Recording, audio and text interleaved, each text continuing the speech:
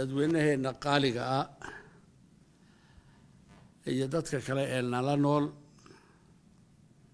waxa aan leenahay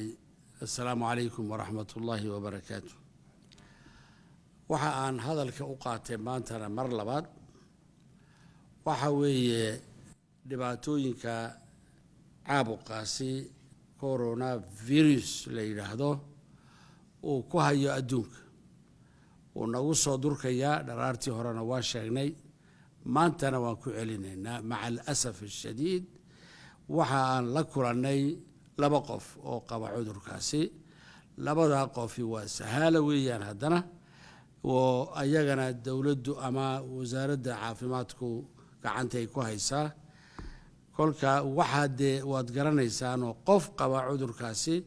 reerkiisa hareerihiisa asxaabtiisa intaba u gaarsiinaya maalin qurahatay inuu 20 iyo 30 wax ka badan u tabin karaya dhibaataduna halka ay ka socoto halkaas weey waxa aan qaadnay tallaabooyin si aan u badbaadino dadkeena tallaabooyinkaasi waa nagi iskuulada xidhnay waa nagi masaajidda niri hal iska ilaaliyo waa nagi niri socodka hal joojiyo waxa se muuqata inay dadkeeni wali aanay dareemeyn ama aanay moodeynin waxani wax halis ay moodeynin 300,000 oo qof ama 500,000 oo qof wax ka badan ayuu hayaa cudurkaas waxa ay soo gaareen dhimashadii kumaankum way soo gaadhay wadana badani sida ay yaani ilaa ay bando keenan way ka joogsani way baalkii socodkiisii oo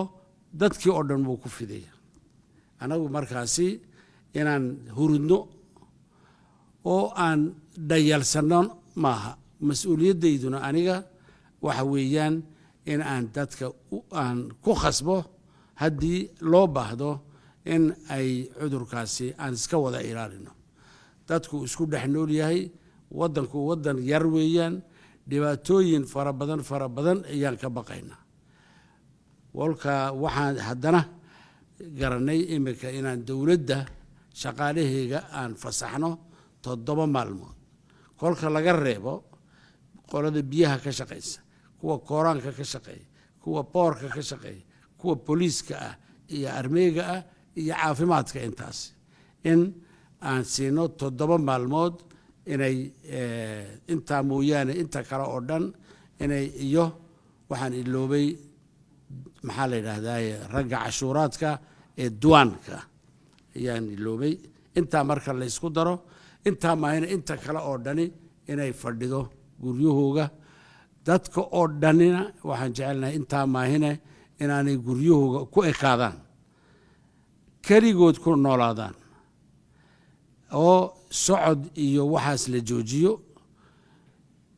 wax daruuri ah mooyaane hala joojiyo baan leenahay waan ku celinayaa mar labaad guryihiina ku ekaada